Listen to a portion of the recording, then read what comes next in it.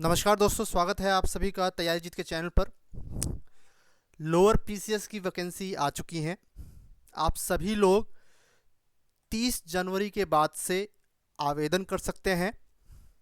कुछ लोगों को कन्फ्यूज़न हो सकती है एलिजिबिलिटी क्राइटेरिया यानी कि अनिवार्य अर्हता को लेकर के।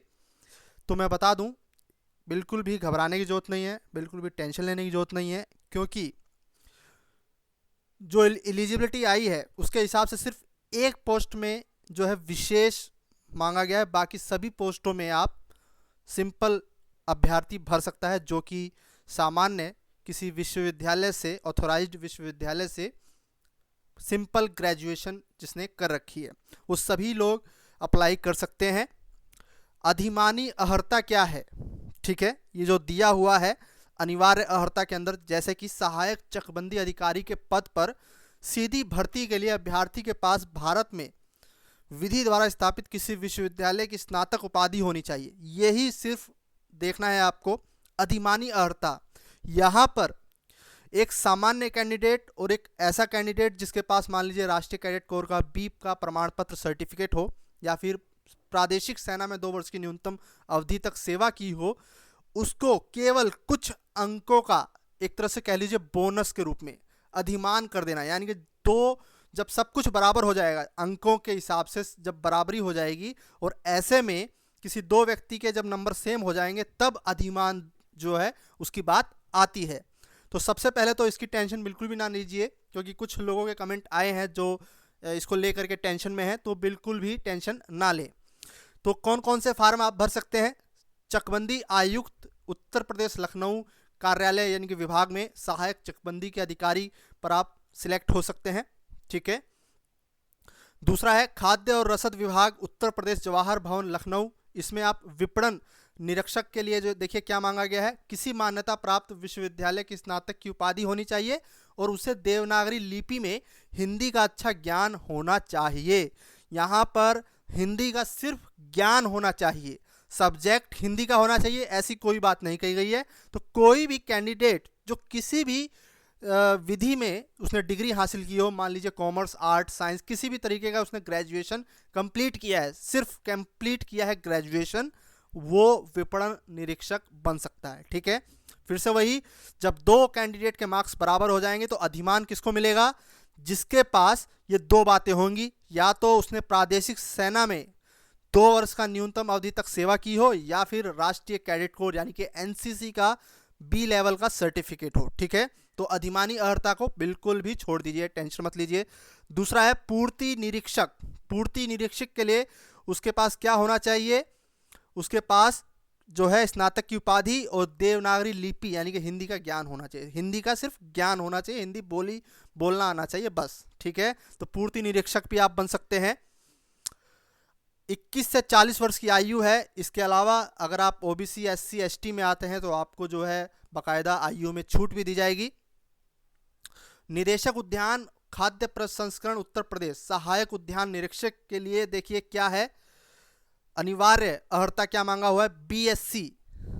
बीएससी कृषि में और बीएससी जीव विज्ञान समूह में। यानी कि ये जो वैकेंसी है ये आपके लिए नहीं है अगर आपने बीएससी नहीं किया हुआ है। ठीक है। बीएससी इन कृषि वाले लोग ही इसको फॉर्म में भर सकते हैं, या फिर जिन्होंने एग्रीकल्चर में बीटेक किया हुआ है। ठीक है, वही लोग जो है इसमें एलिजिबल होंगे।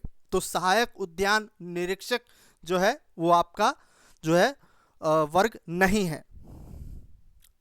अगला है सूचना एवं जनसंपर्क विभाग उत्तर प्रदेश लखनऊ विभाग अपर जिला सूचना अधिकारी हिंदी। क्या है एलिजिबिलिटी? इसमें अनिवार्य अर्हता भारत में विधि द्वारा स्थापित किसी विश्वविद्यालय से स्नातक की उपाधि, या फिर सरकार द्वारा समकक्ष मान्यता प्राप्त कोई उपाधि जिसमें हिंदी एक विषय रहा हो। देखिए यहाँ पे ध्यान देने वाली बात यह है कि ऊपर कहा गया था कि हिंदी का सिर्फ ज्ञान हो, यहाँ पर कहा गया है अगर आपको अपर जिला सूचना अधिकारी बनना है तो आपका जो ग्रेजुएशन हुआ है उसमें एक सब्जेक्ट किसी भी वर्ष हिंदी का रहना अनिवार्य है। ठीक है। माध्यमिक शिक्षा परिषद उत्तर प्रदेश की इंटरमीडिएट परीक्षा या सरकार द्वारा उसके समकक्ष मान्यता प्राप्त कोई परीक्षा जिसमें अंग्रेजी एक विषय रहा हो अवश्य उत्तीर्ण होना चाहिए। तो इंग्लिश तो लगभग सभी ग्रेजुएशन में होता ही है, साथ ही साथ जो है हिंदी भी है तो बढ़िया है, आप अपर जिला सूचना अधिकारी बन सकते हैं। ये चीज़ें मैं क्यों बता रहा हूँ, जब आप जो है रेफरेंस देंगे, जब आप पदों का जो क्रम अनुसार जो आपका जो जिसको आप पद को पसंद करते हैं, जब उसका विवरण देंगे, जो रेफरेंस देंगे, तो वहाँ पर ये सब चीज़ों का बहुत जो है मैटर हो जाता है, इसलिए आपको ध्यान रखना है। अगला है निदेशक स्थानीय निकाय, नगरीय निकाय निदेशालय, अधिशासी अधिकारी नगर पंचायत। यहाँ पर भी बिल्कुल ध्यान से देखें, भारत में मान्यता प्राप्त विश्वविद्यालय से स्नातक उपाधि होनी चाहिए, ठीक है। बिल्कुल एक सामान्य लड़का जिसके पास सिंपल ग्रेजुएशन है वो फॉर्म भर सकता है।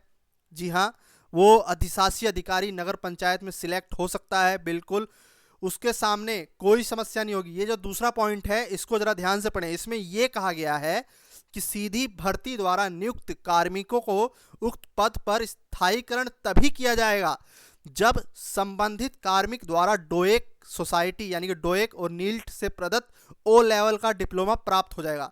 तो इसका मतलब ये है कि कोई ऐसा कैंडिडेट है, उसने अपना रेफरेंस भी दिया है अधिशासी अधिकारी का और नगर पंचायत में, और वो सिलेक्ट भी हो जाता है, तो वो केवल अस्थायी है वहाँ पर, ठीक है। नौकरी तो उसे मिलेगी लेकिन वो अस्थायी है, और उसको जो है परमानेंटली कब कर दिया जाएगा, जब उसके पास जो है डोएक लेवल का ओ सर्टिफिकेट होगा। तो जिन लोगों के पास ओ लेवल सर्टिफिकेट नहीं है वो ऐसा कर सकते हैं कि पहले नौकरी ले लीजिए, उसके बाद जो है नौकरी में रहते हुए आप आराम से जो है डोएक का सर्टिफिकेट ले सकते हैं ओ लेवल का, ठीक है। तो काफ़ी लोगों ने क्वेश्चन पूछा था इसके ऊपर, नगर पंचायत अधिशासी अधिकारियों के ऊपर, तो मैं इसको जो है बता रहा हूँ कि आप इसमें भी एलिजिबल हैं। सामान्य कैंडिडेट ये फॉर्म भी भर सकता है, भले ही उसके पास डोएक का सर्टिफिकेट हो या ना हो। अगर डोएक का ओ लेवल का सर्टिफिकेट है तो वो परमानेंट हो जाएगा, नहीं है तो वो अस्थायी रहेगा, ठीक है, साफ साफ लिखा हुआ है। बाकी अधिमानी अर्हता मैंने बता दिया है, दो लोगों का जब स्कोर बराबर हो जाएगा तो अधिमान इस रूप में दिया जाएगा। एक और पोस्ट जो कि केवल सिलेक्टिव लोग ही भर सकते हैं वो है राजस्व निरीक्षक। जी हाँ, राजस्व निरीक्षक के लिए क्या अनिवार्य अर्हता है, इसने एक क्लॉज लगा दिया है कि कॉमर्स या फिर इकोनॉमिक्स से स्नातक, यानी कि कॉमर्स या फिर इकोनॉमिक्स से ग्रेजुएट आदमी ही राजस्व निरीक्षक बन सकता है। सिंपल ग्रेजुएट आदमी जो है इसको फॉर्म नहीं भर सकता। अगर आपने आर्ट साइड से जो ग्रेजुएशन किया है या फिर बीएससी साइंस स्ट्रीम से किया है तो आप इसमें एलिजिबल नहीं हैं। इसमें सिर्फ और सिर्फ कॉमर्स या फिर इकोनॉमिक्स से ग्रेजुएट किए हुए जो है कैंडिडेट ही अप्लाई कर सकते हैं। आयु गणना की तिथि आपको बता रखी है, ठीक है, और 21 वर्ष से लेकर 40 वर्ष तक की आयु होनी चाहिए।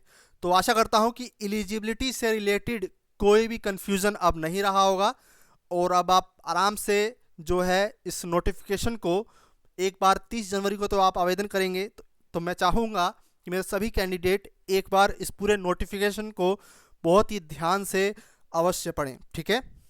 इसके अलावा सिलेबस और पैटर्न अभी ऑफिशियली तो नहीं डाला गया है, लेकिन 2015 में किस तरीके के प्रश्न आए थे, क्या सिलेबस इसका 2015 में था, वो मैं आपको जल्द बताऊंगा। मिलते हैं अगले वीडियो में।